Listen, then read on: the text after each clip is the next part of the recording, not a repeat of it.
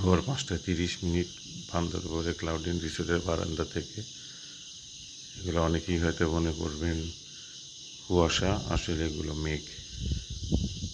বারান্দায় মেঘ চলে এসেছে। সামনেই বৌদ্ধদের একটা মন্দির আছে, সেটিও মেঘে ঢাকা পড়ে আছে, আবছা দেখা যাচ্ছে। আমার সামনে জঙ্গল, উঁচু পাহাড়, সেটিও মেঘে সম্পূর্ণ ঢাকা। অসাধারণ অপূর্ব মুহূর্ত, দৃশ্য।